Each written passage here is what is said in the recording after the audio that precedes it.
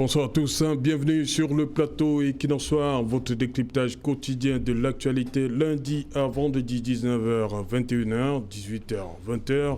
GMT, la liste des conseillers régionaux de la région de l'Ouest affichera bientôt complet. Le chef de l'État, dans un décret signé hier 4 janvier, convoque le collège des électeurs de la circonscription électorale de la Ménois en vue de l'élection des représentants du commandement traditionnel du département de la Ménois au conseil régional de l'Ouest. Contrairement à leurs pairs de l'ensemble, sur l'ensemble du territoire, le commandement traditionnel de la Ménois n'avait pas eu le 6 décembre dernier l'occasion de choisir ses représentants. L'unique liste des représentants du commandement traditionnel de la Ménois, composée de leur majesté Tidier Gabriel Ngefak Placide et Nintidim Albert, avait été rejetée par Elekam au motif du non-respect de la notion de composante sociologique. Madame, Monsieur, tout à l'heure à 20h, c'est le journal et tout de suite après le débrief. Tout de suite et maintenant, le fait du jour.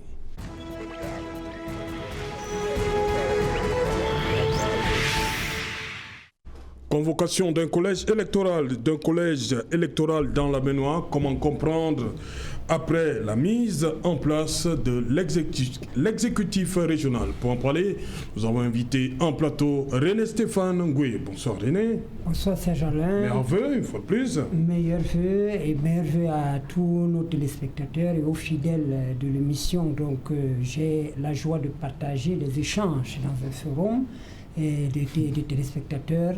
C'est vraiment très très appréciable de voir que les gens qui aiment cette émission se sont regroupés et essayent au quotidien de changer pour améliorer et le contenu et les sujets et de nous faire même la gentillesse critique lorsque nous passons sur ce plateau. Donc je l'ai fait un salut amical les adhérents du forum Equinox-Soir. Je profite pour présenter mes vœux à mes concitoyens de Madombe, d'où je sors, et aussi à tous les UP6. J'attendrai ça, hein. Vous n'allez pas dresser les vœux aux UP6. Non, je ne pourrais pas oublier ma chapelle politique. Merci pour l'invitation. Vous n'avez pas aussi oublié le village, Matombe. Non, le village, c'est une circonscription, c'est le Cameroun. Oui. C'est peut-être nous qui serons victimes la prochaine fois d'une autre disqualification comme celle de la Ménois. Avec le municipal. Non, ça fait trop. Au municipal, non, 2025, on ne va plus vous faire ça. Okay, c'est sûr que l'UPC sera sur les starting blocks. Je l'espère, je l'espère. Bonsoir Didier Imkoa. Bonsoir Serge-Alain Otou. Bienvenue une fois de plus. Merci. Nous étions déjà là le premier, mais ça n'a pas Oui, été. Mais on veut encore. Hein. C'est un privilège de partager ce plateau assez éclectique. Tu as le salut planétaire de toute la communauté Bazou du monde. Rappelle-toi, oui. Vous savez, le Cameroun est une république des villages, comme disait Jean-Marc Ayrault. C'est l'ensemble des villages qui c'est une république des villages, c'est une république des communautés. Oui. C'est pour ça qu'il faut en tenir compte et on en parlera tout à l'heure. Oui, justement. Donc tu as le salut de tous les Bazous du monde. Rappelle-toi que il y a quelques jours ici, tu leur as balancé un salut militaire. Bonsoir Bazou. Et je peux te rassurer que quelques-uns m'ont vu qui n'ont pas la chance de partager ton plateau. Je porte donc leur salut fraternel et puis leurs meilleurs vœux adressés à toi. Fin d'année, meilleurs vœux 2021, santé, prospérité, beaucoup d'argent, mais pas beaucoup de mariage. Maître Augustin Ngefak, j'ai cru lire, il y a Ngefak. Rien à voir avec Maître Ngefak. Non, c'est Alain. Bonsoir, merveilleux. Je suis très heureux de retrouver ce plateau après un an. Vous savez, la dernière fois que j'étais ici, c'était en l'an 2020. Donc je suis en l'an 2021, ça veut dire qu'après un an. Un bonsoir particulier à tous ceux qui ont créé le fan club Ngefak. Je vous aime de tout mon cœur. J'y peux rien, je vous aime. J'ai un amour particulier, comme le village planétaire est devenu le Cameroun. Un amour particulier dans la Ménois, c'est-à-dire à Fongo Tongo. Je salue Sa Majesté Clément Gaïma, Je salue ceux qui font le développement actuellement dans ma communauté à travers le nouveau président de la DEFTO, le directeur Niwake Norbert. Et j'ai dit, nous devons à l'heure actuelle comprendre ce qui se passe dans la Ménois pour savoir ce qu'il faut faire dorénavant dans la Ménois pour ne plus être à la traîne. Nous avons au moins une fois dans l'histoire de la République d'être l'unique peuple du pays choisi par un décret pour passer à une élection. La Ménois. Nous devons tirer les conséquences. Voilà. Bonsoir, docteur Luisan Issoba. Bonsoir Serge Aloto, bonsoir à tous vos nombreux téléspectateurs. Je voudrais souhaiter bonne et heureuse année à tous les Camerounais et davantage souhaiter bonne et heureuse année à tous ceux qui ont mis dans le monde les fan club Dr Essomba. Déjà du côté de la Californie, vous avez Foué Onogui qui a mis le fan club Dr Luisan Essomba. Et du côté du Canada, vous avez Chayan Willy qui a mis le fan club Dr Luisan Essomba. Donc ça veut dire que la notoriété n'est plus nationale, mais elle devient de plus en plus planétaire. Donc bonne et heureuse année à tous les Camerounais.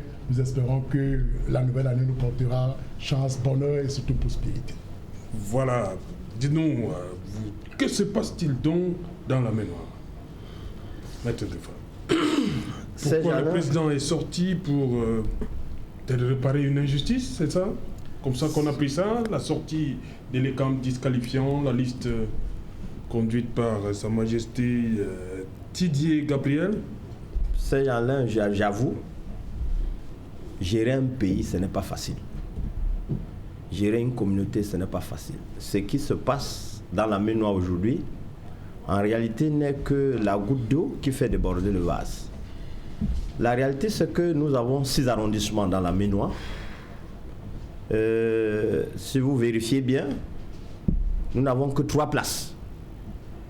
Ce qui veut dire qu'au moins, dans chaque arrondissement, 2 doivent s'entendre pour choisir un candidat.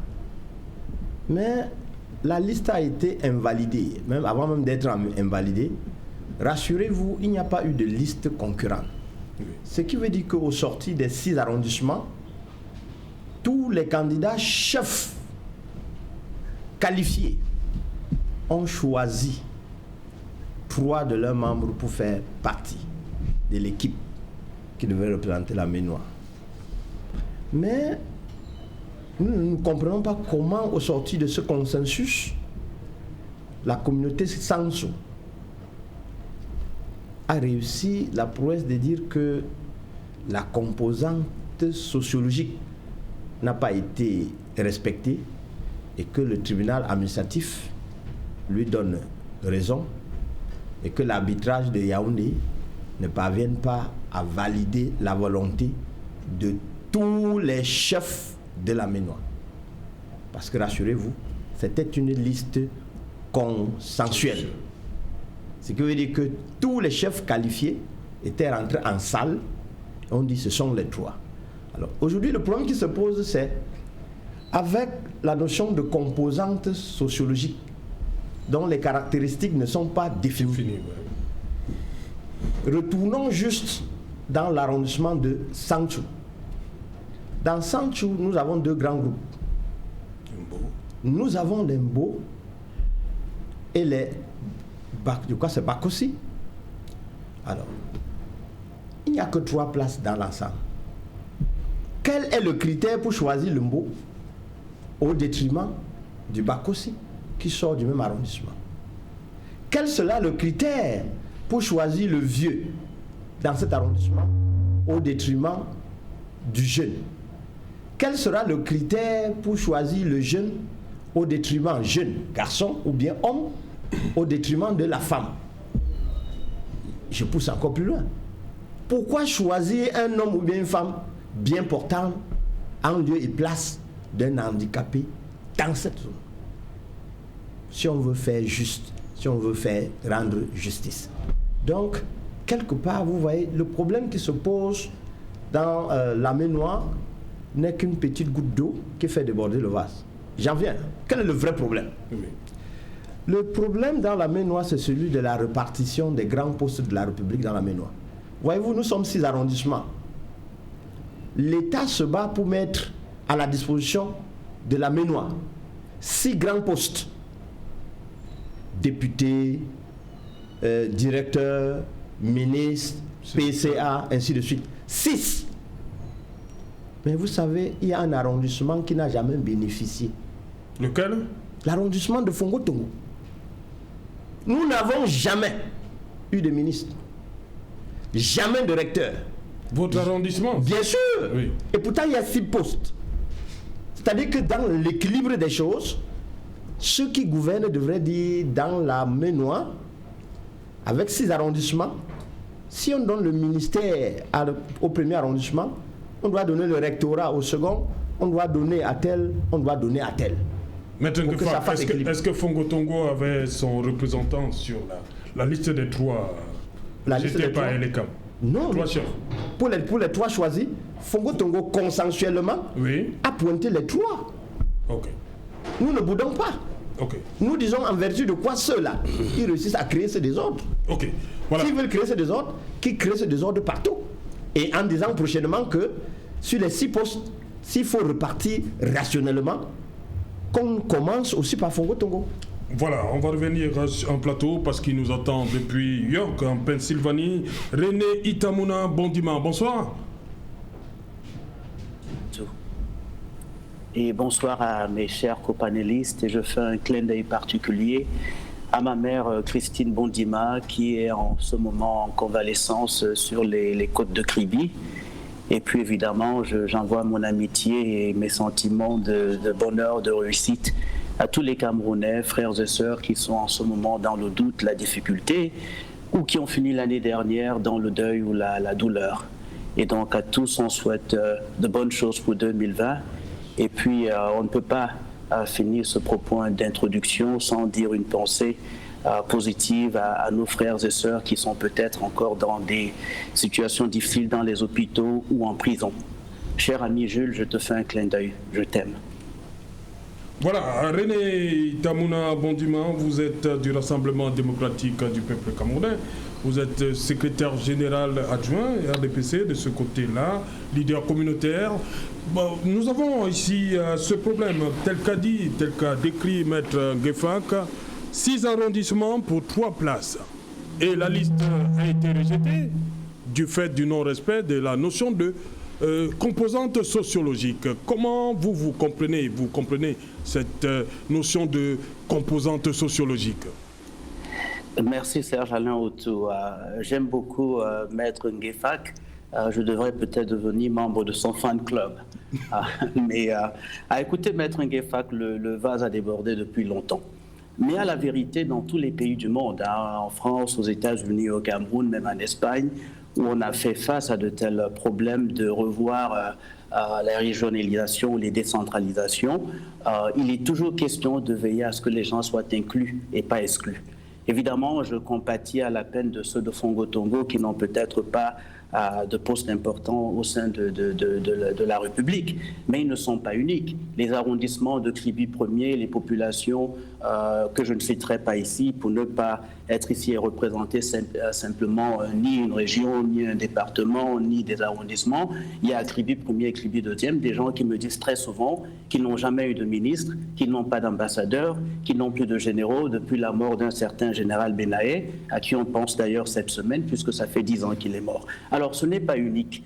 Mais quand on construit un pays, même aux États-Unis, les minorités ethniques aux États-Unis, noires, africaines, américaines ou espagnoles, se plaignent aussi de ne pas toujours avoir des représentants au sommet de l'État. Et donc on le fait progressivement. On se bat, on fait campagne, on joint les équipes gagnantes, que ce soit le RDPC ou les autres partis d'en face, et puis on construit avec la République. Et puis progressivement, les choses se mettent sur pied. Si moi j'étais aux affaires, évidemment, on trouverait une place à M. Ngefak. Personne au RDPC, au sommet du RDPC ni de la République n'est insensible aux besoins, aux forces vives de la Ménois, que nous aimons tous bien. D'ailleurs, c'est pour ça que le président de la République veille à ce qu'il y ait donc un redressement de la situation malheureuse que nous avons connue dans la Ménois, afin que l'autorité traditionnelle de la Ménois puisse venir apporter sa sagesse à la région de l'Ouest. Et c'est tout à fait normal, c'est pour ça que nous sommes là. Donc quand on invite la Ménois à la table, on ne peut pas venir se plaindre en disant la Ménois encore exclue. C'est une bonne chose, nous en sommes heureux. Je pense que le secrétaire général de la présidence qui joue le rôle de conseil juridique du président de la République, et son équipe ont veillé à ce que tout se passe dans la légalité afin que nous corrigions donc ce qui aurait été malheureux, que nous rentrions dans l'histoire de nos régions au Cameroun et que la MENOA ne soit pas représentée. Bon, je pense que c'est positif, c'est bien. Il faut toujours célébrer quand on apporte des gens autour d'une table, quand on inclut.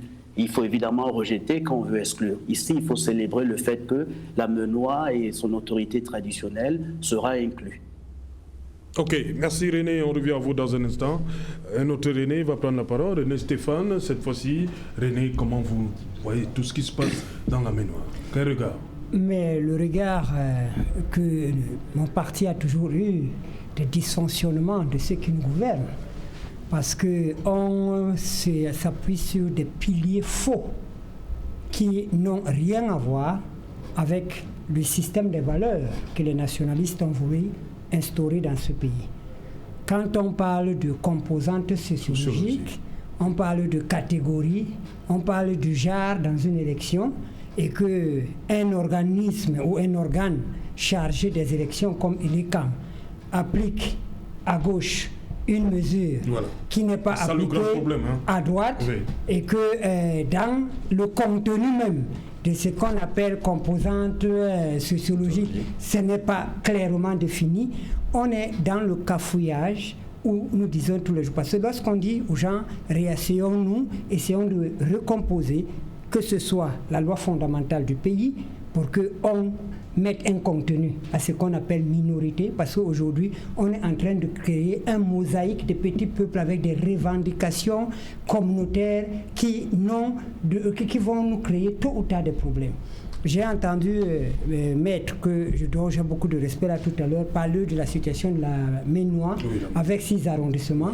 Le Nord-Ekele où je sors à 10 arrondissements, il n'a que 3 représentations. Oui. Comment ça s'est géré là-bas? Mais moi, je n'entrerai pas dans comment ça s'est géré, parce que effectivement, tel que c'est géré, je vais toujours aller dans le sens de la critique. Et quand on critique de manière systématique, on devient inaudible, on n'est plus audible auprès des téléspectateurs. Je voudrais plutôt dire ce soir qu'il faut que, au-delà de la décision de la Chambre administrative, au-delà de la décision de la Cour, de la Cour suprême, au-delà de l'acte du chef de l'État, qu'on regarde où commence ce problème. C'est par l'ECAM. Parce que c'est l'ECAM qui rejette la liste, là où personne ne lui a rien demandé. Rien. Et je continue de dire, j'ai dit ça... Les chefs justement disent que l'ECAM aurait pu rejeter beaucoup d'autres listes. Mais justement, pourquoi l'ECAM n'a pas rejeté la liste du Noun, par exemple? Voilà, justement. Pourquoi l'ECAM n'a pas rejeté la liste du Noun? C'est pour ça que hier, pendant les municipales législatives, était uniquement victime de l'UPC. On pensait que nous critiquons parce que nous sommes victimes. Aujourd'hui, où on est face à une situation où tout le monde comprend que l'ensemble de la nation est dans un ensemble de dysfonctionnements et qu'il faut aujourd'hui revoir tout. La MENOA est un cas d'école. On parle maintenant de la composante sociologique parce que nous sommes dans une élection de commandement traditionnel. Plus tard, parce que c'est qu'au commandement opérationnel, il n'y a pas de genre. Sinon, on aurait dit qu'il manque de femmes. Commandement traditionnel. Au commandement, oui, il y a très peu de femmes chefs. Sinon, on devait encore rejeter certains listes en disant oh non, il n'y a pas la bonne représentation du genre. On a encore la chance que dans notre pays, ils n'ont pas également évoqué le problème des jeunes. Et comme on sait qu'au Cameroun, on est jeune de 7 à 77 ans. Donc là, au moins, on est à l'abri. Non, il faut qu'on essaye de comprendre que notre pays fait tout droit vers une dislocation totale avec des pareils problèmes, des pareils sujets. Donc il est important aujourd'hui qu'on ne va pas attendre chaque fois que ce soit le président de la République qui revienne en dernier ressort et que chaque fois qu'on donne une moindre petite responsabilité à un organe de gestion des élections, que ce soit du bordel. Okay. Voilà. Je disais, si je peux chuter là-dessus, pour le cas de l'ECAM, pour notre cas, lorsqu'il fallait faire la réforme de la liste électorale, l'ECAM savait où était la direction de l'UPC. Subitement, au moment de faire des listes, l'ECAM dit, je ne sais pas qui est dirigeant de l'UPC. Et de ce fait, les CAM nous disqualifient et créent un fait sans précédent. Voilà la même situation aujourd'hui où il y a plein de listes qui sont passées, qui sont validées, qui sont dans des conseils régionaux, qui ont la même composante sociologique, mais parce que l'ECAM a voulu créer un incident dans la mémoire. On est en train d'en faire aujourd'hui un cas de colle, un cas de jurisprudence pour l'ensemble de la nation. Okay. C'est fort regrettable. Voilà, Didier Yimkwa, comme a dit Maître Ngefak, 6 arrondissements pour 3 places. On suppose que ce n'est pas le seul cas. Il a pris le cas d'Union Ikele. Comment on résout ce genre de problème en tenant compte des différentes composantes sociologiques? Bon, je voudrais, avant de répondre à ta question, Serge Alain Autou, faire une émission dans l'histoire. Avant la conférence de Berlin de 1884, nos ethnies, nos communautés existaient. Umlobe, dans l'une de ses épîtres, avait dit ceci, je cite, « Nous ne sommes pas les détribalisateurs. On doit faire avec la tribu. » Après la conférence de Berlin de 1864, les premiers colons qui sont arrivés chez nous ont pensé plus à l'État qu'à la nation. Penser plus à l'État qu'à la nation. Ils ont pensé à l'État à leur façon. Qu'est-ce qui peut expliquer? Je ne sais pas si je peux permettre un petit exercice socratique, maïotique, vous poser des questions. Qu'est-ce qui aujourd'hui peut expliquer, après la libéralisation du champ politique, la résurgence de ces conflits identitaires? Qu'est-ce qui peut expliquer autant de clivages ethniques, régionaux, si tu me permets, que l'on vit aujourd'hui, qui malheureusement parvient à déconstruire ce que nous voulons construire, la construction de l'unité nationale? Qu'est-ce qui peut expliquer cette course des élites vers les chefferies, vers les communautés? Voilà autant de questions qu'il faut se poser pour comprendre exactement ce qu'il y a derrière. Deuxième chose, depuis un certain temps, le président Biya nous distribue des biscuits comme ça. Certains appellent ça la manne. Les plus nantis intellectuellement parlent de manisation de l'espace public. Qu'est-ce qui peut être caché derrière cet agenda? Docteur est là peut-être pour nous expliquer, lui qui voit plus loin que moi. Voyez-vous, j'ai lu en venant ici quelques morceaux de quelqu'un, d'une dame, Laure Menton. Elle a écrit « Vote et communautarisme au Cameroun. Un vote de cœur, de sang et de raison. » Vous connaissez qui est derrière ces mots? C'est le professeur Jacques Famandongo, le grand génie Jacques Famandongo. Un vote du cœur, le grand génie. Un vote de cœur, de sang et de raison. Le grand génie? Le grand génie, oui. C'est un grand génie qui parle très bien. C'est lui le disque dur du renouveau. Un vote de cœur, de sang et de raison. C'est-à-dire lorsqu'il est dans le sud, lorsqu'il parle du glacis électoral, lorsqu'il parle d'un bastion imprégnable, il y a des péchés, il fait recours à un vote de cœur, de sang et de raison. On ne parle pas de programme politique. C'est un vote de raison, ça, là-bas? C'est lui qui dit de cœur, de sang. De raison. Vous avez raison. C'est lui qui a dit. C'est Jacques Famandongo. Jacques Famandongo parle de vote. J'ai une vue panoramique de la situation actuelle. Parce que ce qui se passe dans la main noire, dans l'Union Ikele, vous pouvez trouver ça n'importe où. Oui. C'est général. Elle dit ceci, le sens du vote, c'est la dame. Elle dit, le sens du vote au Cameroun se trouve conditionné par l'appartenance ethno-régionale et socio-linguistique.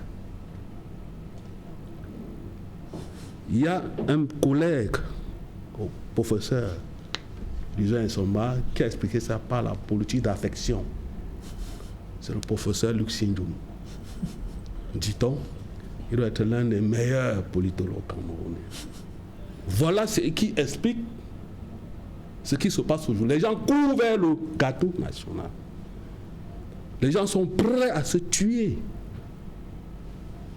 pour avoir accès au pouvoir. Et le vol communautaire démontre aujourd'hui qu'il faut passer par là. C'est pour ça que vous pouvez expliquer comment un grand médecin, un grand professeur d'université, un recteur peut, à la veille des élections, aller dans son village, bousculer le chef pour se faire élire, parce qu'il semble que c'est par là qu'il faut passer par le vote communautaire pour arriver au Graal. Voilà ce qui explique ce bouillon que nous vivons aujourd'hui, qui malheureusement renforce le micro-tribalisme. Renforce le micro-tribalisme, même pas le tribalisme, le micro-tribalisme. Nous allons revenir sur ce qu'on appelle répartition, ou bien je sais quoi, sociologie. Je reviendrai même sur le mot genre, qui sont des petits mots juste pour manipuler l'élite intellectuelle ou d'affaires utilisés juste pour embellificoter les naïfs. On revient là-dessus. Okay. Le genre au Cameroun est féminisé. Lorsqu'on parle genre, on parle de femmes. Alors que le genre est un concept sociologique variable qui permet de relever la vulnérabilité d'un groupe dans une communauté, qui l'empêche à s'émanciper. Lorsqu'on parle de genre, j'attendais qu'on parle par exemple des pygmées, des bororos, des handicapés moteurs, des non-voyants, mais nous on parle de femmes. Et parce que ceux qui ne veulent pas parler du genre, le genre que nous avons appris, c'est tout simplement parce qu'ils se disent que si 2 pygmées arrivent à l'Assemblée nationale, la surexploitation forestière ne sera plus. Il va s'arrêter. Voilà. Ok. Voilà, docteur Louison Issoba, dites-nous clairement, qu'est-ce qu'on entend par notion de composante sociologique? Oui, parce que là, les chefs se plaignent, ils disent que ce n'est pas clair. Dites-nous, c'est quoi la composante sociologique dans une liste? Vous avez souvent vu les listes dans nos différents départements? Bien entendu. Et comme a dit René Stéphane Ngoué, s'il fallait véritablement appliquer ça, beaucoup n'allaient pas passer. Peut-être je commence par là pour indiquer que cela démontre à loisir toute la difficulté liée à l'application de la notion de composante sociologique. Ça, on fixe d'abord le cas par ce niveau. Je voudrais fixer le cadre légal pour qu'on s'entende bien et qu'on revienne sur le problème à l'espèce. Alors, la loi portant code électoral précise exactement que 5 jours après la publication des résultats, tout candidat, tout électeur ou représentant de l'État peut saisir justement le juge administratif. Oui. Ce dernier dispose donc de 40 jours au maximum pour vider le contentieux. Et après cela, s'il y a eu une annulation partielle ou totale, vous voyez, l'autorité investie du pouvoir de convoquer les corps électoraux, bien entendu le président de la République, a 60 jours. Quand vous suivez bien, le décret qui est pris, qui convoque le collège électoral le 4 janvier, correspond très bien au délai de 60 jours qui tombe le 4 avril. Oui. Donc sur ce point, le président de la République a strictement respecté la loi. Alors maintenant, devant le juge administratif, pourquoi il annule cette liste? Le juge annule tout simplement parce que, pour lui, cette liste n'a pas scrupuleusement respecté la notion de composition sociologique, que le test même en réalité n'explique guère. Parce que quand on parle de la notion, on parle de la composition sociologique, il y a le genre, c'est-à-dire les jeunes, les femmes, il y a la tribu qui entre en ligne de compte. Alors, ces gens-là autour, quelle est la raison qui a amené le juge à rejeter cette liste? Lisez les 3 noms des chefs. Non. Oui, à partir de là, attendez, je vais lire. Oui. Il y a Sa Majesté Tidier Gabriel. Ngefak Placide. Oui. Nintidim Albert. Vous convenez avec moi que parmi ces 3 chefs, il n'y a aucun beau dedans. Il n'y a pas un beau dans cette liste. C'est-à-dire que tous sont considérés comme des chefs strictement bamilekés. Or, le juge, pour lui, s'appuie sur le fait qu'on aurait au moins inclus un beau pour que sur les 3 qui sont bamilekés, qu'il y ait au moins un beau pour qu'on parle en fait du respect de la notion de la composante sociologique. Donc, dans cette affaire, le juge annule tout simplement parce que au moins un beau aurait pu être inclus dans cette liste. Mais c'est une liste consensuelle. Vous avez suivi le consensualisme n'exclut pas le respect de la notion de la composante sociologique. Je vais vous dire, le juge administratif, c'est un cas de jurisprudence. Dans l'affaire Sop André, il s'est déjà prononcé sur la composante sociologique. Dans l'affaire commune rurale de Konsamba, Barré Bakem, le juge s'est prononcé sur la composante sociologique où il faisait justement recours à cette notion de tribu pour indiquer que au niveau de Konsamba, on a eu 75 qui étaient qui venaient des étrangers. Or, il n'y avait qu'un seul autochtone, ou du moins un seul qui répondait aux critères de la région. Pourquoi il doit avoir un beau? Il faut expliquer clairement aux gens, pour cette liste-ci. Pourquoi il doit avoir un beau? Parce qu'on va aller dans un autre département, vous allez nous dire pourquoi il n'y a pas d'autres tribus du Cameroun. Écoutez, le juge administratif ne peut pas s'auto-saisir. C'est-à-dire que les gens qui vont saisir, alors il ne peut se prononcer que sur le contentieux en place, c'est-à-dire que le cas de l'espèce. Écoutez, nous avons là 3 chefs Bamileke. Oui. Alors, dans cette composition sociologique, il y a les Mbo, il y a les Bamileke, il y a les Yes. Ils sont nombreux, je crois que les Mbo. Il y a les Bakossi, il les maîtrise mieux. Mais le juge estime quand même que, au niveau de cette composition sociologique, on ne peut pas avoir 3 Bamileke, c'est-à-dire que d'une seule tribu. Il faut mettre au moins une seule personne venant d'une autre tribu. Et là, nous avons des chefs traditionnels qui sont de la localité de Sanchou, qui auraient pu faire partie de cette liste. Donc on a exclu un des critères fondamentaux. Je dis donc, aujourd'hui, le juge fait une saine application du principe de la composante sociologique, même si aujourd'hui, le test n'est pas suffisamment clair pour nous indiquer quels sont les éléments qui déterminent la composition sociologique. Et quelle en est la conséquence? Vous savez qu'en réalité, qu'est-ce qui va se passer quand on va procéder à la réélection? On prendra encore désormais, vous verrez, on va donc ajuster en mettant un beau ou quelqu'un d'une autre tribu dans cette liste parmi les 3. Et la conséquence juridique, c'est quoi?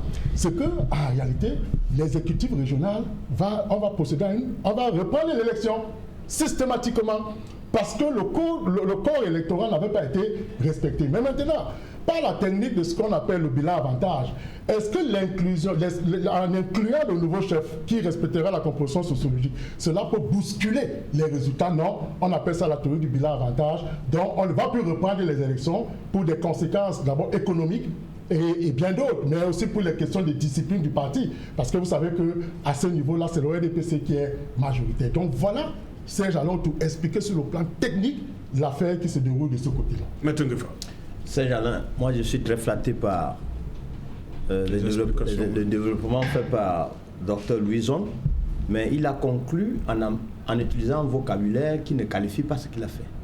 J'aurais souhaité qu'il conclue en disant sur le plan théorique. Parce que voyez-vous, là où nous nous trouvons, le Ngefa que vous prononcez, qui vous dit qu'il n'est pas de l'arrondissement de Sanchou? Le Nietidem, qui vous dit qu'il n'est pas de l'arrondissement de Sanchou ou qu'il n'a pas de ramifications Mbo? De 2. Est-ce que dans l'arrondissement de Sanchou, on n'a que les Mbo? Je vous ai dit qu'on a les Bakuri, les Bakossi. Alors, en vertu de quoi, dans l'arrondissement de Sanchou, on doit négliger ou bien oublier les Bakossi? Il en va de même dans l'arrondissement de Fongo-Tongo. En vertu de quoi on doit venir dans l'arrondissement de Fongo-Tongo? Retenir rien que les Fongo-Tongo puissants comme nous, en tout cas visuels, et négliger les Fossong et les Leng, qui ont les Banyangi en grande partie comme leur population. Non, ce n'est pas de ça qu'il est question.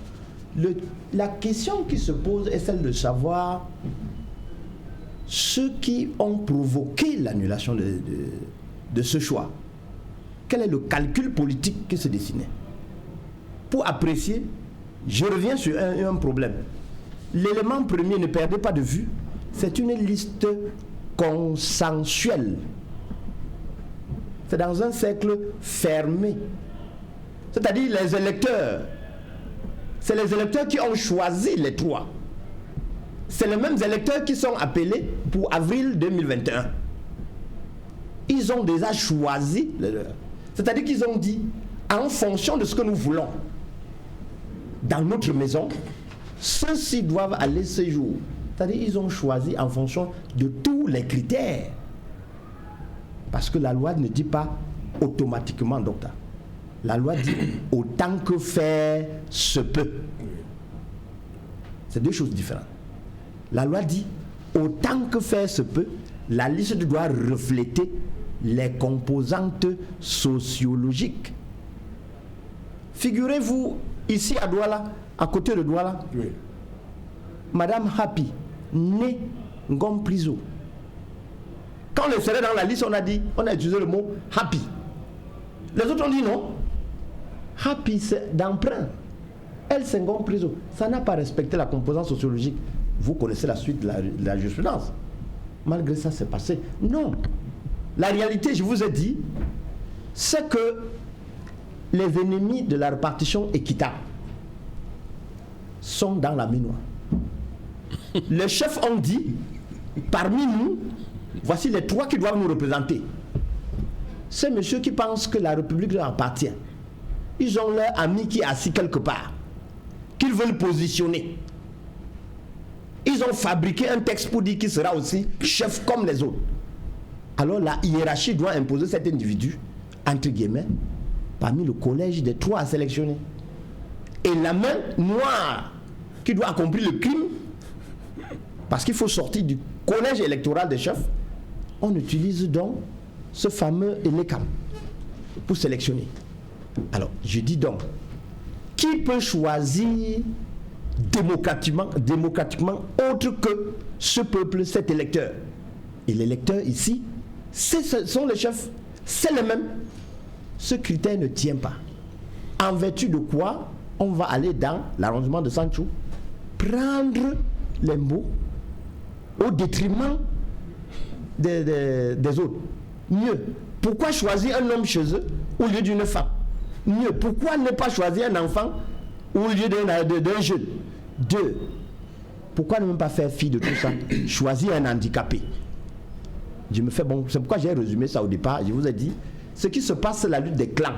Dans la Ménois, ceux qui ont réussi à phagocyter le peu que le pouvoir nous concède veulent à tout prix que ça reste dans leur maison. Okay. Au détriment des autres arrondissements. C'est tout le problème.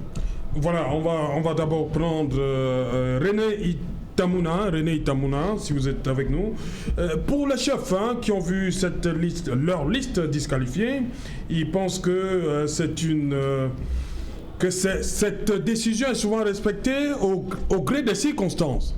C'est-à-dire qu'on a sanctionné dans la Ménoire, on aurait dû également sanctionner dans beaucoup d'autres départements au Cameroun. Votre avis là-dessus?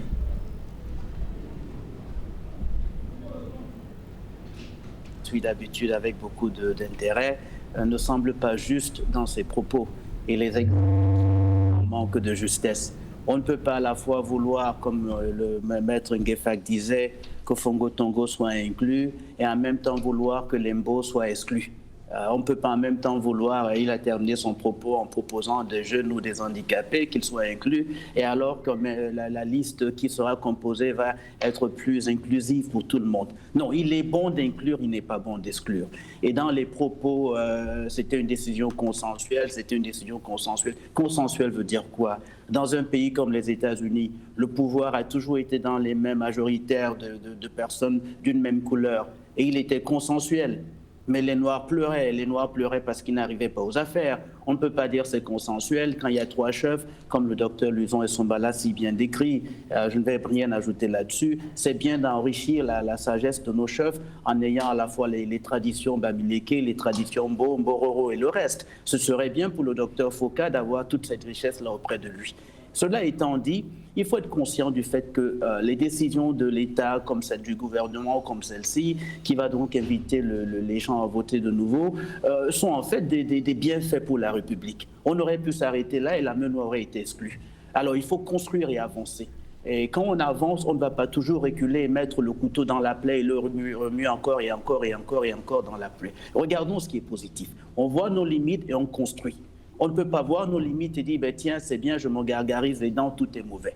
Alors, quand vous regardez les composantes sociologiques dont il est question ici, vous regardez dans le Fundi, il y a des problèmes de composantes sociologiques. Vous regardez, je vous l'ai dit, dans le centre, vous regardez dans le littoral Yana, vous regardez dans le sud Yana. Le sud, récemment, a regardé autour de lui. Il a vu que non, si on continue ainsi, on pourrait avoir au bureau donc, du conseil régional de la région du Sud seulement des leaders issus de 2 ou 3 ethnies, que ce soit Iwondo, Boul ou le reste. Et vous voyez, si vous regardez le bureau actuel donc, de la région du Sud, vous verrez qu'il y a des personnes issues du département de l'Océan qui est très riche culturellement, et donc vous trouverez là-bas des Iwondo, des Douala, des Ngumba, des Mabéa. Bon, on a essayé de les retrouver, de les mettre donc au conseil régional et dans le bureau du conseil régional. Et donc voilà, ce n'est pas une nouveauté, c'est humain, on ne peut que se parfaire. Mais est-ce qu'il est possible de construire des listes dans une région, dans un département, dans un arrondissement qui soient parfaites? Ce n'est pas possible.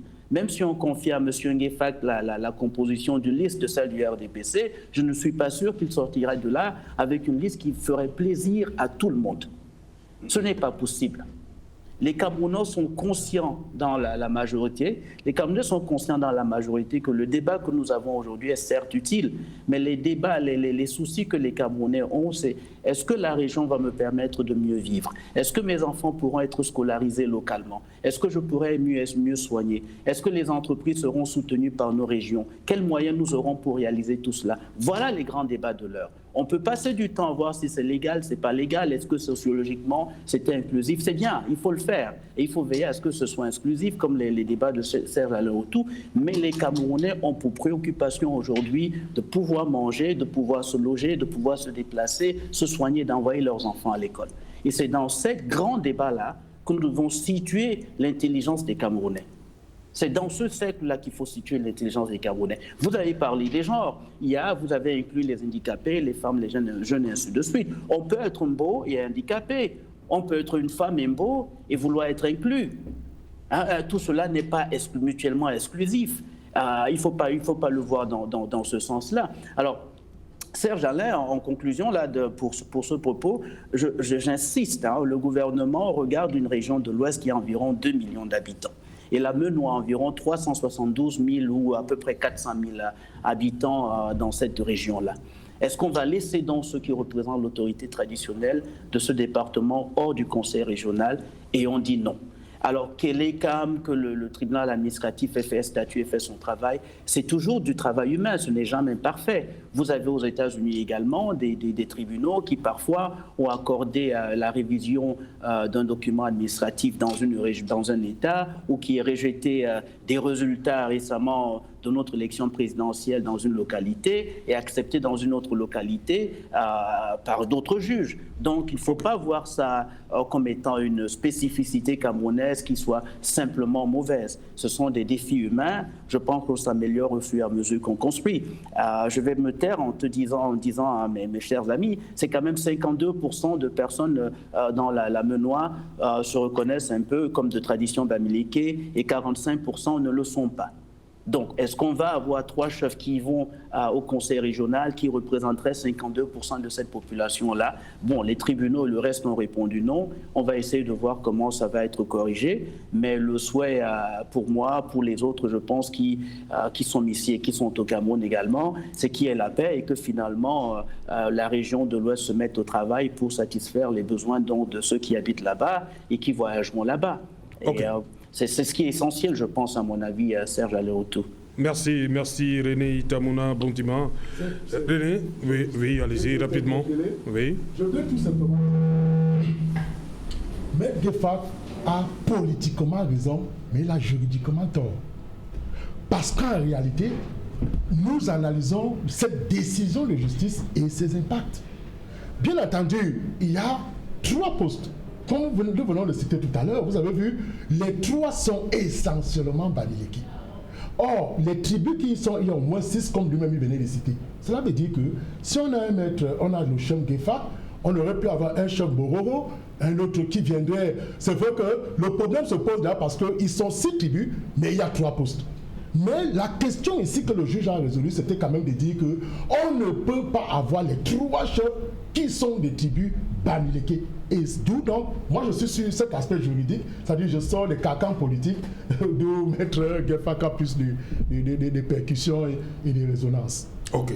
René Stéphane Ngoué, les chefs disent que cette notion est interprétée au gré des circonstances. Oui, mais justement, Didier a fait une bonne démonstration ici à l'entame de ces débats, en parlant de l'État et de la nation. Tout se passe aujourd'hui comme si l'État a des biscuits qu'il distribue, et ces biscuits aident à balkaniser davantage le Cameroun. C'est pour ça que je vous ai dit au début de notre discussion que pour nous, à l'UPC, nous avons voulu que notre système de valeurs ne soit pas sur des composantes sociologiques ou de genre, mais que ce soit sur le mérite. Tout à fait. Que 11 Camerounais sortant d'une même région développent le Cameroun, l'UPC est preneur. Je prends souvent le football, qu'adorent tous les Camerounais. Oui. Il y a eu une époque ici où on alignait 11 bassins. 11 ou 9 bassins sur le terrain 10. Et gagnait.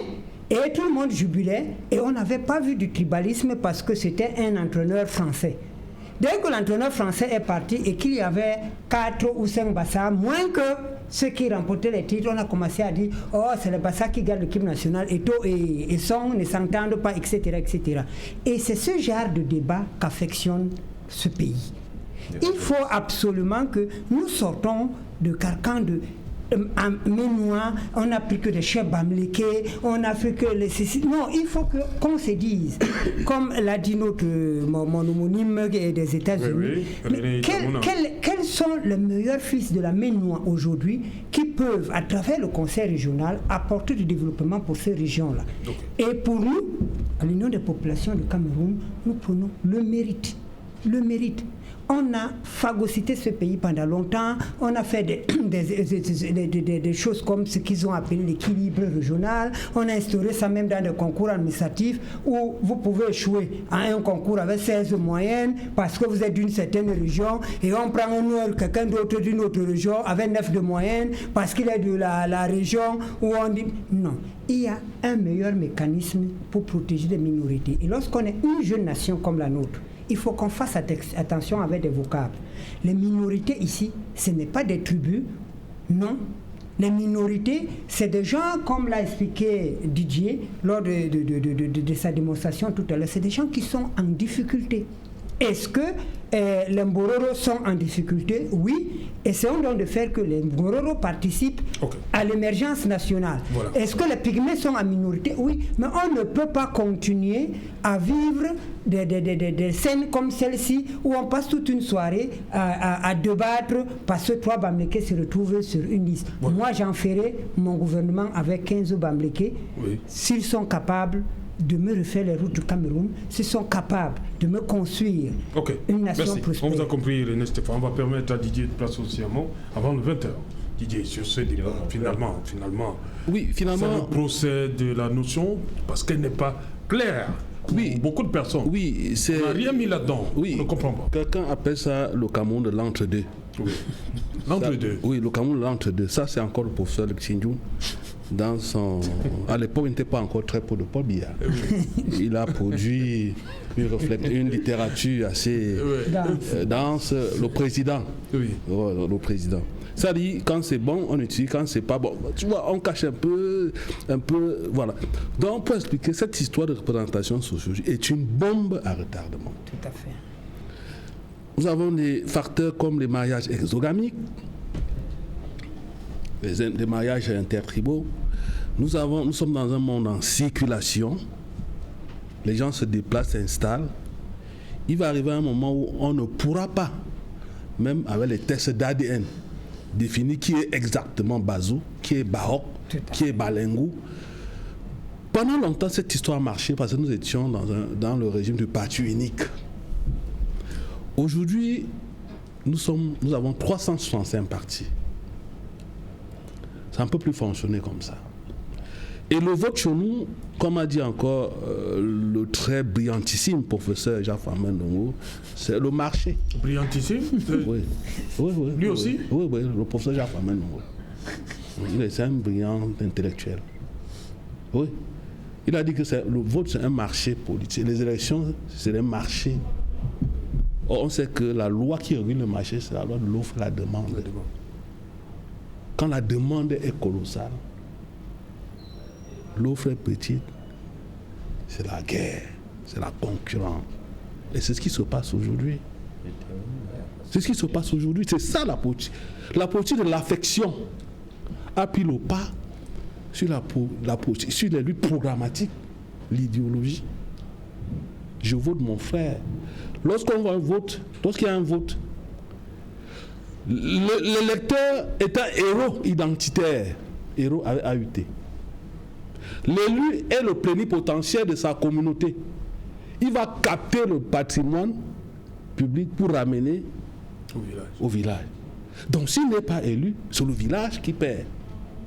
C'est ça qui explique tout ce frémissement, toutes ces frilosités. Les gens se battent. Et je suis tout à fait d'accord avec lui. C'est peut-être le penchant, la faiblesse que j'ai pour l'UPC. Parce que dans une situation pareille, qu'est-ce qui peut résoudre effectivement le problème? C'est la bonne gouvernance, c'est la justice, c'est le mérite. Et c'est ce que nous prenons au FSNC. Nous avons dit que 10 ans après l'indépendance, on pouvait encore parler de l'équilibre régional. Mais 60 ans après, non. Non, on parle aujourd'hui de l'égalité de chance. Parce que si vous allez à l'Institut national de statistiques, M. Serjalo, vous pouvez comprendre le nombre de médecins originaires de l'Est, le nombre de boulangers originaires Bamileke.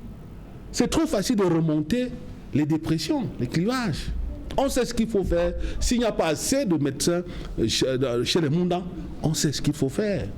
Mais aujourd'hui, on utilise, vous appelez quoi régional, l'équilibre régional, pour placer. L'équilibre régional est devenu ce qu'on appelle la reproduction de classe.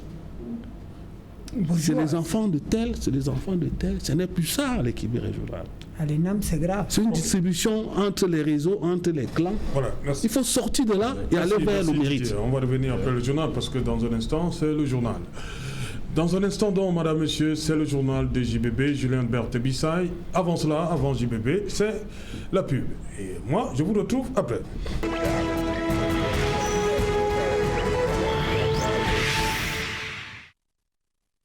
Retour sur le plateau Equinox Soir, deuxième partie, c'est la partie réservée au débrief du journal, toujours en compagnie. On va également partir une fois de plus aux États-Unis. René Itamouna Bondima, ici en plateau, Maître Augustin Gueffak, Didier Yimkwa, René Stéphane Ngoué et bien évidemment le docteur Luison Essomba. Docteur Luison Essomba, le président sortant, il faut le dire, professeur Faustin Archange, Touadéra réélu dès le premier tour. Une surprise? Pas du tout, parce que nous avons suivi cette actualité avec beaucoup d'intérêt. Nous avons vu à quel point le président lui-même s'est investi dans cette campagne, parce qu'il avait en face de lui des baroudeurs, des gens qui avaient certainement eu à mettre 16 candidats, dont 2 fils d'anciens présidents. 2 fils d'anciens présidents. Jean-Serge Bokassa et Désiré Nzanga Kolimba. Bien entendu, vous convenez donc avec moi que lorsque je veux... Donc ça dérange pas les enfants des présidents deviennent... Pas du tout. Ça ne dérange pas. Dans une république, ça ne dérange pas. Oui. S'ils sont démocratiquement élus, c'est une bonne chose. Oui. Et moi, je pense que... Ça ne dérange pas qu'un fils de président soit président, soit candidat à la présidentielle? Écoutez, ça peut friser, ça peut donner l'idée d'une monarchie républicaine. Ah, mais si ça commence à venir. Oui, mais s'il est choisi démocratiquement, à mon sens, ça ne pose pas de problème. Vous imaginez ça quelque part? Ah, bien entendu, si c'est un choix qui vient directement du peuple, pour moi, c'est la démocratie qui a primé sur la voie la voie des armes et la voie des voies non démocratiquement posées ou non conventionnellement consacrées. Donc, vous convenez, en fait, si le choix est démocratique, il faut qu'on comprenne bien la logique. Si le choix est démocratique, que c'est un choix voulu par l'ensemble du peuple, même si c'est un fils d'ancien président ou du président en place, à mon sens, ça ne gêne pas parce que là, c'est la démocratie qui a eu raison sur la monarchie républicaine. Vous voyez ça dans un pays d'Afrique centrale? Au Cameroun? Ah, plusieurs pays, pas forcément au Cameroun, sinon on regarde. Non, moi je ne veux pas suivre. Voilà, justement. René Stéphane Goué, pour vous, professeur Faustin Archange Touadéra, Oui. Dès le premier tour. Oui. Et on sait quand même que quelques jours avant, on a entendu les rebelles à quelques kilomètres de Bangui, question de, comme on dit là-bas, saper un peu le processus. Oui, mais comme l'a dit le docteur, c'est une situation observée, d'autant plus que nous partageons la frontière, nous partageons l'histoire et nous partageons beaucoup de transactions économiques et sociales. Donc il est de bon ton que nous observons de très près ce qui se passe dans ce pays, d'autant plus que des indiscrétions se disaient que cette élection ne se tiendrait pas parce que pas cautionnée par la puissance de tutelle, mais le président sortant a dû montrer qu'avec l'appui de l'armée angolaise, de l'armée russe, un autre ordre peut être établi en Afrique centrale. C'est surtout ça que moi j'ai... Pardon ? Rwandaise, voilà. Donc, c'est surtout ça que moi, je tiens à dire, mais c'est un nouveau front que nous devons regarder avec beaucoup de sérieux, d'autant plus que ça crée une insécurité dans cette zone qui va forcément réjaillir sur notre pays. Mais quant au challenger de président, ce n'est pas le fils des anciens présidents qui étaient ses principaux challengers. Non, du tout. Il y a un vieux de la vieille Anissé Georges qui a... L'ancien l'abbé du Voilà, je pense qu'il a... C'est sa troisième ou sa quatrième tentative. Et je pense que c'est le numéro 2 d'après les résultats. C'était un candidat assez sérieux et à prendre au sérieux. Mais donc, je pense que Anissé Georges Dologuélé a eu à faire un bon choix de ne pas prendre des armes, mais plutôt de concourir par la voie des urnes, ce que nous espérons. Mais, comme l'a dit le docteur, s'il advenait qu'un fils de président prenne le pouvoir par des urnes, pourquoi pas? Il est un citoyen à part entière comme tous les autres Centrafricains. Voilà, on va couper la poire en deux d'abord. On va d'abord aller rencontrer René Itamuna Bondima. René, une fois de plus, bonsoir. Faustin, le professeur Faustin Arcage, toi déjà réélu dès le premier tour. Mais là, on entend déjà, on parle de fraude massive. On dit également de ce côté-là que beaucoup de Centrafricains ne sont pas allés exercer leurs droits. Vous savez, il y a cette menace qui s'est installée en Centrafrique quelques jours avant le 27, jour de double scrutin, présidentiel et législatif. Quel est votre commentaire sur la réélection, on va le dire comme ça, dès le premier tour du président Touadéra? Merci encore Serge Alain Auto et rebonsoir à vos téléspectateurs et aux co-panélistes. Alors, la République centrafricaine est un pays frère, un frère du Cameroun, et c'est un pays qui a toute sa place dans le concert de l'Afrique centrale.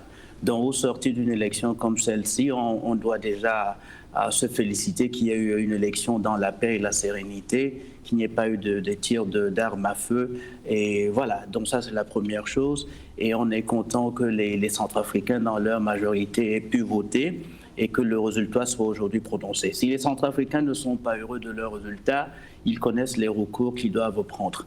En tant que Camerounais, peuple frère de la République centrafricaine, et d'ailleurs, n'oubliez pas Mme Panza Samba, qui a été la présidente intérimaire là-bas, oui. Et quand même, elle a vécu au Cameroun, dans le nord du Cameroun, et puis elle a quand même, dit-on, du sang camerounais. Donc nous sommes intéressés à plus d'un titre dans la paix et la réussite de la République centrafricaine. Moi, je suis banquier par profession, hein.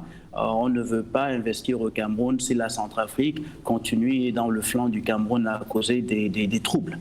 Donc, nous, Camerounais, comme Américains, comme Français, comme Rwandais et les autres, nous souhaitons dans tous les pays du monde que les élections se déroulent bien. Nous avons une élection qui est disputée aux États-Unis et nous avons aux États-Unis déjà un président qui s'appelait Bush, qui a été suivi quelques années plus tard par son fils Bush. Et dans une élection qui avait causé fait couler beaucoup d'encre, qui s'était terminée par un vote disputé dans l'État de Floride, où le frère du président Bush était le gouverneur. Donc, ce n'est pas une première fois dans une démocratie, que ce soit en Centrafrique ou aux États-Unis, que l'on puisse avoir le fils d'un président, le frère d'une présidente ou l'épouse d'un ancien président comme Mme Clinton. Donc, restons sereins, restons calmes. Disons aux Centrafricains que le peuple camerounais, les autres Africains et le monde entier est avec eux. Nous souhaitons que tout se passe très bien dans leur pays et qu'ils continuent de créer des conditions favorables à la paix sociale pour que les investisseurs puissent venir et que les Centrafricains eux-mêmes puissent continuer d'envoyer leurs enfants à l'école et se soigner. N'oubliez pas, la Centrafrique sort d'une période très très difficile. Monsieur Touadéra a peut-être bien travaillé, mais les Centrafricains l'ont aussi bien accompagné. Donc nous, Camerounais de la diaspora, comme au terroir, nous pensons que la République centrafrique mérite d'avoir sa paix, sa sérénité, et qu'ils se construisent en se prenant la main, nos frères et sœurs de la République centrafricaine. Ok, merci pour ce premier jet, René Tamouna. Didier Imkwa, je vais revenir sur le président Touadéra face à 16 candidats. Je dis 2 fils d'anciens présidents, le fils du président Kolimba, le fils de l'empereur, il faut le dire comme ça, Jean-Pédel Bokassa, mais on ne va pas oublier, Catherine Samba-Paza qui a dirigé la transition, décidément là-bas, le pouvoir, et on ne va pas dire le président Bozizé a été écarté par le Conseil constitutionnel. Là-bas, une fois qu'on a été au pouvoir, on veut toujours revenir. Serge Alain Autou, permets-moi d'abord de féliciter le professeur qui a gagné au premier tour. Et puis, je ne sais pas si je dois faire le procès des oppositions des pays francophones. Voilà, 16 candidats contre un candidat, il y a éparpillement de voix, mais après, ils sont en train de vouloir refuser ou bien contester l'élection du président Touadéra. Non, il faudrait qu'ils acceptent la victoire et qu'ils se mettent au travail pour les prochaines élections. Venons donc sur le fils ou bien la femme d'un chef d'État. C'est trop facile de prendre l'exemple sur les États-Unis, la France. Les élections, c'est d'abord les règles. Il faut que les règles du jeu soient acceptées par tous les acteurs. Déjà chez nous, la caution à l'élection présidentielle, c'est 30 millions de francs CFA. Vous croyez que c'est juste ? C'est vrai, ça va vous surprendre. C'est paradoxal.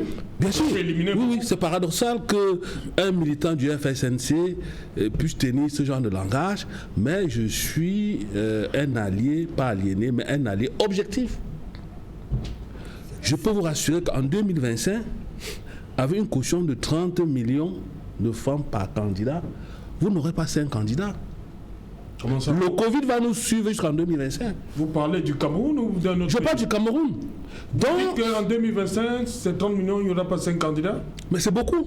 Les Camerounais, vous regardez, mais oui, je vous dis. 30 millions, c'est impossible petit, pour les Camerounais. Mais c'est beaucoup. Et vous pensez que 5, on n'aura pas 5 candidats ? Mais si peut-être on verra. Vous parlez si vous laissez, bien sûr, je parle du Cameroun. Ah bon ? Il faut déjà déposer 30 millions. Il faut maintenant faire la campagne. Vous savez ce que Zinzou nous avait dit ? Que pour être candidat à l'élection présidentielle, il faut déployer au moins 2 milliards de francs CFA. C'est clair. Notre démocratie est une démocratie censitaire. C'est une démocratie de l'argent. C'est une sélection par l'argent. C'est une sélection par de l'argent qui exclut tous ceux qui ont des idées, tous ceux qui représentent quelque chose mais qui n'ont pas d'argent. Tout à fait. Regardez notre Assemblée nationale. C'est plein des milliardaires, je ne sais pas, des hauts cadres de l'administration. C'est la règle de Pareto qui est respectée là-bas, 20%, 10%, 80%. Vous avez déjà vu un infirmier là-bas, un benskiner là-bas ? Il ne peut pas. C'est facile peut-être de payer 1 million, 2 millions de francs de caution, mais il faut se déployer sur le terrain. Vous comprenez ? Il faut se déployer sur le terrain. Et vous savez comment fonctionnent les électeurs au Cameroun ? Pour organiser un simple meeting, s'il n'y a pas de l'argent de taxi ou de t-shirt, vous n'aurez personne. Seulement ? C'est pour ça que je parle de... Oui, bien sûr, vous n'aurez personne. C'est le minimum. C'est le minimum, vous n'aurez personne. C'est ce que j'ai fait, je sais de quoi je parle. C'est la démocratie de l'argent. Il faut beaucoup de travail. Beaucoup de travail. Encore que les partis politiques au Cameroun, qui sont des minorités agitantes. Il y a une ONG, je crois, Baza Yaoundé, qui a pu démontrer que les partis politiques au Cameroun représente à peine 13% de la population élective. Tout à fait. Donc vous avez la minorité agissant en face de la majorité silencieuse. Et c'est là-bas où il faut aller puiser les électeurs pour avoir une masse critique qui peut vous permettre de gagner une élection. Et là, ce n'est pas facile. Il faut avoir les moyens matériels, ressources humaines, financières. Monsieur S.A. ce n'est pas donné. Donc s'il faut aller aux élections présidentielles, c'est vrai que quelqu'un m'avait dit que bon, si la caution, c'est pour éliminer des gens que je ne voudrais pas citer ici, peut-être des faux bourdons, mais je dis, tout le monde est libre d'être candidat à une élection. Mais lorsque vous relevez la caution, vous éliminez les plus pauvres.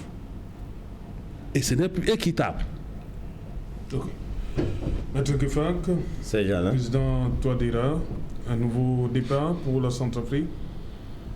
Je crois que ce n'est pas un nouveau départ, c'est une suite logique au regard de ces... Les Centrafricains ont cru en lui, ce qu'il a fait depuis qu'il est arrivé. Je parle de moi, au regard des images que j'ai vues venant de la Centrafrique, du travail qu'il a abattu. J'ai échangé avec plus d'une personne là-bas. Un bonsoir particulier à un des candidats que j'ai côtoyé, Serge Diori. Je ne sais pas quel est le rang qu'il a finalement occupé. Je crois qu'il est panafricaniste. Je suis convaincu qu'il n'est pas du côté de ceux qui voulaient prendre les armes. Et je pense que l'Afrique doit sortir des guerres, doit sortir des coups d'État, doit sortir de la violence. Je pense et je crois fermement que ceux qui sont aux affaires doivent cesser de penser à eux, uniquement à eux, de penser aussi à la population qui les regarde, cette majorité silencieuse qui à un moment donné peut se retourner et faire mouche. Je pense à tous ces délaissés pour compte qui souffrent. Je crois que c'est la situation actuelle en République centrafricaine. Sinon, comment comprendre qu'un territoire est contrôlé aux 3/4 par les rebelles? Par des rebelles. Pas d'un seul camp, mais de plusieurs camps. Alors, le président de la République, s'il subsiste 1 an, 2 ans, 3 ans, 4 ans, ça veut dire qu'il a assez d'énergie, il a suffisamment d'énergie. Et s'il subsiste, ça veut dire qu'il avait quelque chose à offrir. Alors, si on estime qu'on doit esquiver les urnes et passer plutôt par les armes, ce qui veut dire qu'on est convaincu que c'est un plan qu'il faut saboter, c'est une construction qu'il faut détruire. Je crois que le docteur professeur Touadéra, lui, il n'est pas le Messie, mais il est quand même en train de montrer au peuple centrafricain les vertus de la lumière. Et je crois qu'il devrait faire bloc, pas autour de lui, mais chacun à son niveau devrait comprendre que ce pays a besoin d'un peu de calme. Parce que lorsque vous faites un peu l'histoire de la République centrafricaine, vous vous demandez depuis Bokassa, qu'est-ce que c'est devenu? Pourquoi c'est de guerre en guerre? À un moment donné, on pensait que c'était un territoire pauvre. Au contraire, c'est une manne. C'est un pays béni de Dieu, dont le sol est béni de Dieu. Et le peuple refuse d'en profiter, laisse cela au poids. Vous avez vu avec quelle énergie la Russie, Poutine est intervenu pour sauver ce peuple. Ce n'est pas pour leurs beaux yeux. Ce type d'intervention nécessite le prix à payer. Et ce ne sera pas un petit prix. Alors, je crois que, comme on dit très souvent, lorsqu'il y a la guerre, ceux qui payent le prix, c'est le peuple qui occupe le territoire de la guerre. Ce ne sont pas ceux qui viennent livrer la guerre sur ce territoire. Donc, je crois que les Camerounais doivent être avertis, les Centrafricains doivent être avertis, les Ivoiriens doivent être... En tout cas, l'Afrique noire. C'est ce que je peux dire, ces gens-là. Voilà, on repart ailleurs, en Pennsylvanie. René Itamuna, pour vous, comment vous comprenez que cette rébellion, on va le dire comme ça, soit intervenue? On va parler du timing de cette rébellion, quelques jours seulement avant le double scrutin présidentiel législatif en Centrafrique. Merci encore. Serge Alain, l'Afrique centrale, comme les autres pays de l'Afrique de l'Ouest, sont quand même un gros marché. La géostratégie mondiale aujourd'hui veut que les grands pays européens, l'Amérique, le Canada, jusqu'en Australie et Nouvelle-Zélande, chacun trouve, évidemment sans oublier les pays asiatiques, chacun trouve un pied à terre dans ces régions-là. Alors c'est connu, il n'y a pas de cachotterie. Alors, tout le monde est intéressé par ces richesses qui sont dans ces sous-sols-là. Il faut donc faire attention. Il ne faut pas regarder l'élection de République centrafricaine et la soudaine rébellion comme si c'était un fait nouveau.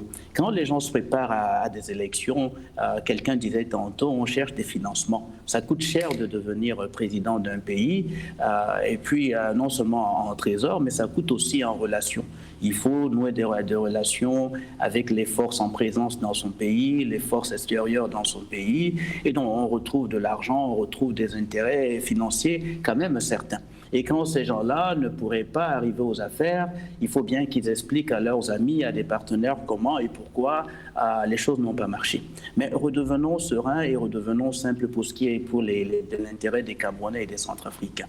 Quand on arrive à une élection comme celle-là, il faut se dire une chose. Ce n'est pas sa personne qui est essentielle, c'est la vie de la majorité des Centrafricains, comme ce au Cameroun, qui est importante. C'est ça qui est important. Ce n'est pas que X, Y, Z arrive au pouvoir, même s'il est malmené pendant une élection. On peut sursoir à être malmené à une élection. On peut sursoir à perdre une élection. Ce n'est pas la fin du monde. Mais il faut veiller à ce que notre pays reste stable et serein. Ça, c'est essentiel à la vie. J'ai observé une élection présidentielle il y a quelques années en Côte d'Ivoire, représentant la fondation du président Jimmy Carter. C'était la première élection présidentielle qui a conduit à l'élection du président Ouattara. J'étais dans un village près de Bouaké et quand quelqu'un m'a interpellé, j'avais mon t-shirt d'observateur international en me demandant comment est-ce qu'on fera parce que le parti inverse va probablement tricher aux élections. Et je leur ai dit, écoutez, beaucoup aux États-Unis sont démocrates, d'autres républicains. Il y a eu une élection récemment aux États-Unis où un président qui s'appelait Al Gore avait perdu son élection et il pensait dans son camp en général qu'il avait gagné. Et les républicains en face disaient, bon, ils ont gagné. Alors, tout le monde pouvait prendre des armes, tout le monde pouvait se fâcher, tout le monde pouvait déchirer, insulter les cours, insulter le système électoral. Ça ne s'est pas fait. Le président Al Gore, candidat Al Gore, a accepté le résultat de l'élection et puis la démocratie américaine a continué de se construire. Les Américains n'ont pas perdu une seule journée au travail, n'ont pas perdu une seule journée hors de l'école, n'ont pas pris de risques sanitaires.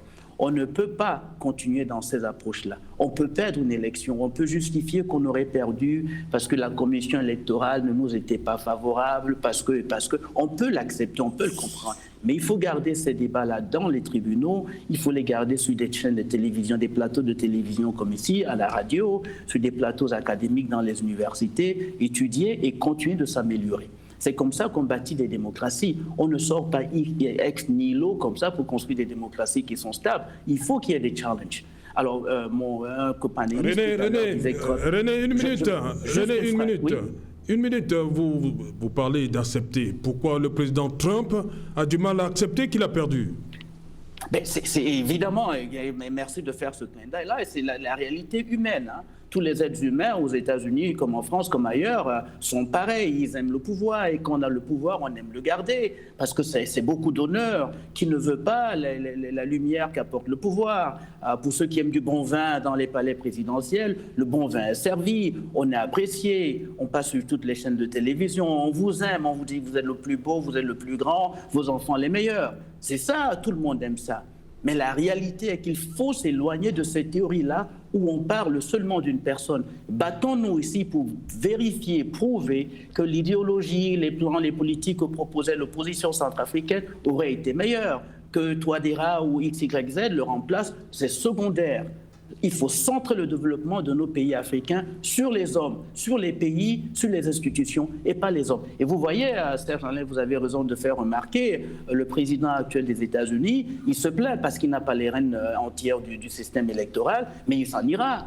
Il s'en ira. Personne ne perdra un jour de travail ou ne prendra de risque parce que le président ne partira pas. Il s'en ira. Je voulais toucher juste un petit mot sur quelqu'un qui a dit tout à l'heure que 30 millions c'est excessif, il faut arrêter, il faut mettre ça à zéro. C'est vrai, on peut remettre ça même aux francs symboliques, mais il y a des critères dans tous les systèmes électoraux, il y a des critères. On ne va pas se battre ici pour 30 millions, 15 millions. En France, on demande à Mélenchon célébrer, M. Mélenchon célébrait il y a à peine une semaine le fait d'avoir obtenu 150 000 signatures, il en veut 300 000. Voilà, donc il y a des critères. Si on est un bon candidat dans un pays comme le Cameroun, il ne faut pas faire croire aux Camerounais que tout ce qui est mauvais, ce sont les procédures pour gagner une élection. C'est vrai, on peut les améliorer, mais il faut aussi dire aux Camerounais, ce qui est bon, c'est que les Camerounais ont de la ressource. Il faut convaincre les Camerounais à s'investir au quotidien auprès de leurs politiciens, financièrement, avec leur temps, avec leur énergie, pour qu'on améliore notre processus et pour qu'on soutienne nos candidats. Si c'est 30 millions, et on fait une grande campagne dans les 10 régions du Cameroun, on pourrait retrouver 30 millions. Les mariages camerounais, aujourd'hui, on dépense 10 millions, 20 millions. D'autres, on dépense 10 millions. Pourquoi ne pas investir 30 millions dans un monsieur ou une dame qui pourrait conduire la destinée d'un pays comme le Cameroun? Le Cameroun, c'est quand même magnifique de pouvoir le gérer.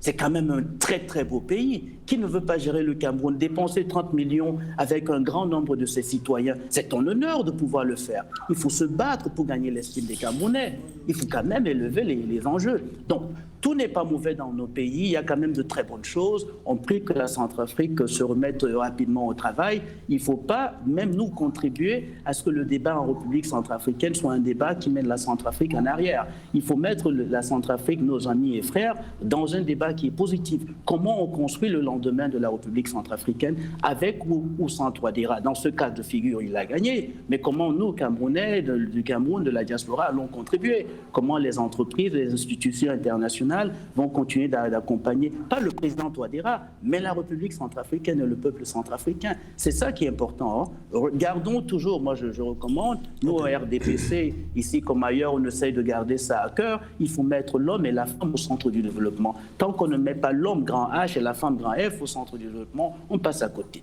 Des tirs de balles à gauche ou à droite en Centrafrique, on peut les commenter, mais regardons vers l'avant et gardons l'espoir que la République centrafricaine va continuer de s'améliorer. Merci René Itamouna. Bon dimanche, je rappelle que vous êtes secrétaire général adjoint RDPC du côté des États-Unis. Vous étiez du côté de York, en Pennsylvanie.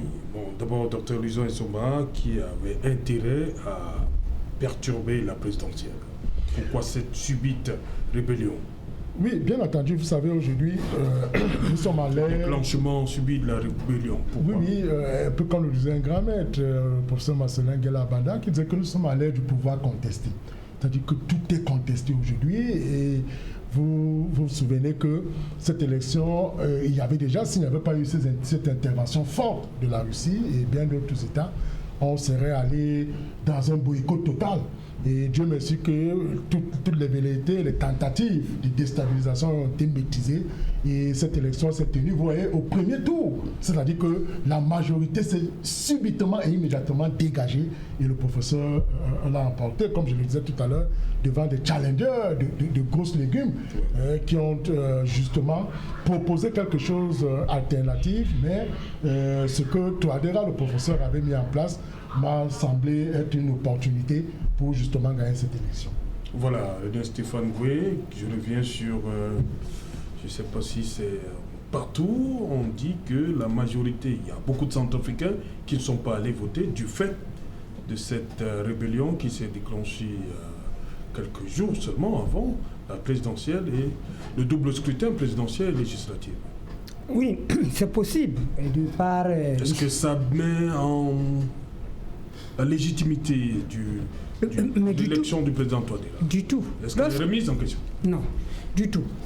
Surtout si on suit l'histoire de ce pays depuis près de 50 ans.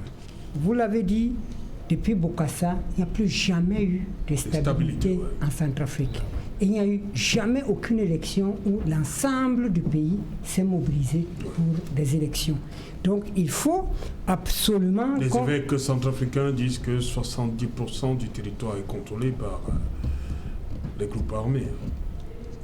90% peuvent être contrôlés par des forces armées, des forces de rebelles, etc. etc. Si 10% pensent à construire le pays, il vaut mieux que nous restons sur ce 10%-là et que ce 10%, qu'on observe leur action. Si c'est d'essayer, après avoir été élus ou après avoir instauré la démocratie des élections, s'ils vont essayer de stabiliser le pays, de prôner la réconciliation et de faire de manière progressive des pas vers ceux qui sont mécontents. Parce que comme le disait René, le tout n'est pas de contester des élections. Tout le monde conteste les élections. C'est pour ça qu'à l'UPC nous disons souvent, il faut sauver le Cameroun malgré le RDPC et malgré Paul Biya. Parce que ça ne sert à rien de brûler le Cameroun, de bloquer le processus démocratique du Cameroun, au prétexte que ceux qui sont là ne sont pas des nôtres.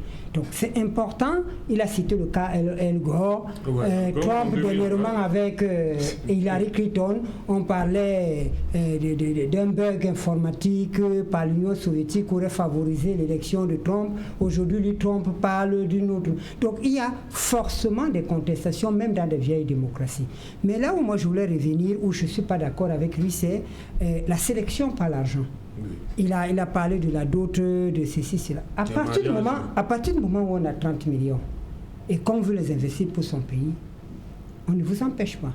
Ce que nous sommes en train de décrier, c'est que le Camerounais moyen aujourd'hui a combien pour pouvoir investir 30 millions?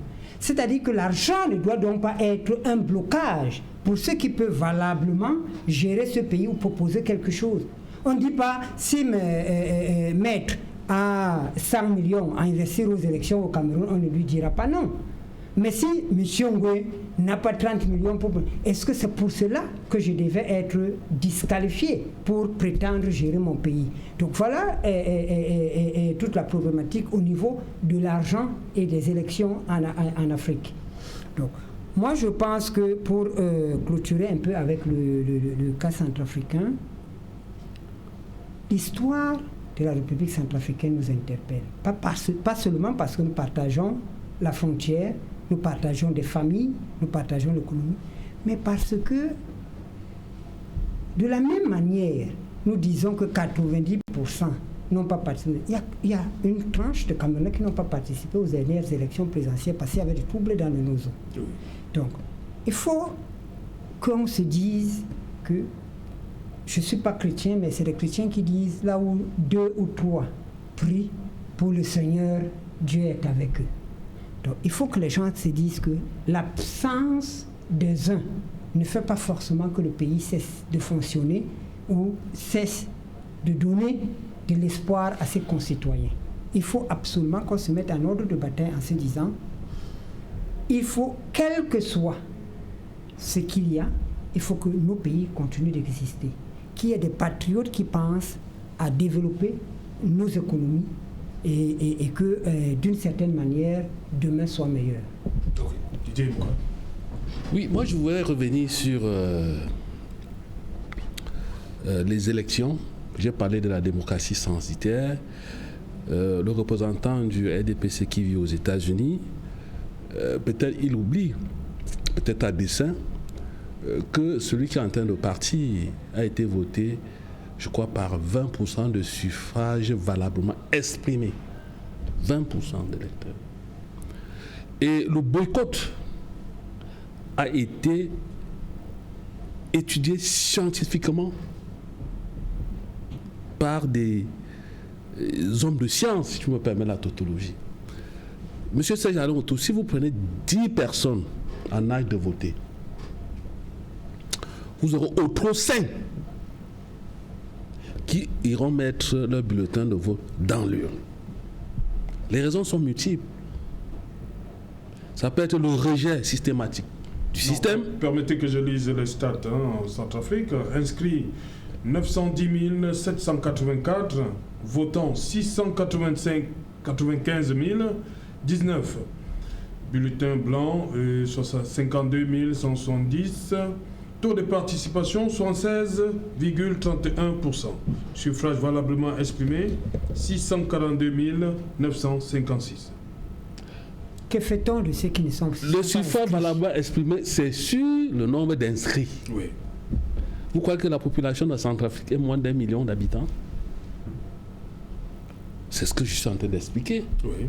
Donc je disais tantôt, avant que vous me coupiez, que si vous prenez 10 personnes en âge de voter, vous aurez autre 5 qui iront, le jour du scrutin, mettre le bulletin dans l'urne. Ce boycott a fait l'objet de beaucoup d'études scientifiques. Ça peut être soit le rejet du système, je ne vais pas. Ça peut être le discours des politiciens qui vous disent carrément que non, le jeu est pipé, quel que soit ce qu'on fait, on ne peut pas gagner. Ça peut être la pauvreté. La peur de l'insécurité. Ça peut être, comme il dit, René nous dit. Donc vous aurez autrement 3 qui iront voter. Donc c'est ça le véritable. C'est partout. Ce que nous demandons, comme je l'ai dit ici, les règles du jeu doivent être acceptées par tous les acteurs. Et maintenant, en aval, il faut travailler. Parce qu'une élection, c'est un marché. Les électeurs, c'est un marché. Il faut travailler les électeurs. Il faut beaucoup travailler. Il ne faut pas attendre un messie, ou même pas avoir le complexe messianique. Il faut beaucoup travailler, M. Serge Alain, pour que votre offre politique soit acceptée. Et l'offre politique aujourd'hui, malheureusement, est noyée dans la politique d'affection. Le vote est tribal. Le vote est contaminé par des penchants ethno-régionaux, il faut le dire. Il faut beaucoup travailler pour une élection. Donc c'est pour cela que quelqu'un vous dira que c'est bien beau de bavarder, mais 80% par exemple au Cameroun, on va vous balancer comme ça, ou 70% des populations en marge de voter sont constituées beaucoup plus des passagers clandestins. Des gens qui veulent le changement, mais qui ne sont pas prêts à participer aux opérations du changement. Comment donc ramener ces gens-là à agir pour le changement? Voilà où se trouve le Rapidement, Maître Nguefa, ouais. Moi, je suis toujours dans 30 secondes. Oui, ça fait en 2020, vous avez beaucoup de 30 secondes. Ça fait beaucoup. Hein. Bon, Serge Alain, je vais commencer d'abord par utiliser une formule politique, comme le docteur dit que je suis très politique ce soir. Une formule politique enseignée par le président de la République du Cameroun. Tant que Yaoundé respire, le Cameroun vit. Si nous transférons cela en République centrafricaine, vous pouvez juste substituer Yaoundé et le Cameroun est trouvé.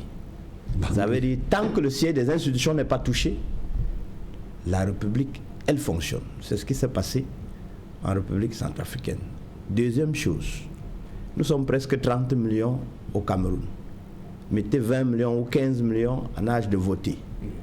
Combien sont inscrits? 6 millions. Combien votent très souvent? À peine 4 millions. La démocratie, c'est ça. L'abstention, c'est un droit. Vous avez le droit de vous abstenir. L'émotion, la colère ne justifieront rien. 2.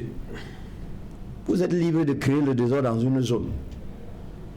Le numéro 1 de la sécurité, lorsqu'il décide d'isoler cette zone, la loi lui donne les pleins pouvoirs. Les élections passent. C'est à côté de nous, c'est avec nous. Tout le monde connaît le Nozo. Comment on a survolé. Tout le monde voit, touche, mais n'y peut rien. C'est ça, la démocratie. En fait, la notion de sens en démocratie, ça dépend de la position que vous occupez. Si vous êtes un perfectionniste, vous n'allez jamais critiquer le montant du sens.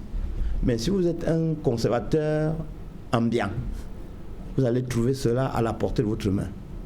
Lorsque vous étudiez les conditions naturelles pour que quelqu'un soit président de la République, on commence d'abord par les conditions naturellement données. Il faut que physiquement, que vous ayez certains attraits, que Dieu vous ait réservé certains traits. 2. Il faut que ceux qui vous accompagnent démontrent que vous êtes un homme d'honneur. Et comment on prouve l'honneur? Ceux qui vous accompagnent payent le sens. Tout le monde sait comment Barack Obama est devenu président. Justement. Il n'avait pas cette fortune. Et pourtant, je crois que je n'ai pas utilisé 30 secondes. Vous avez dépassé ton...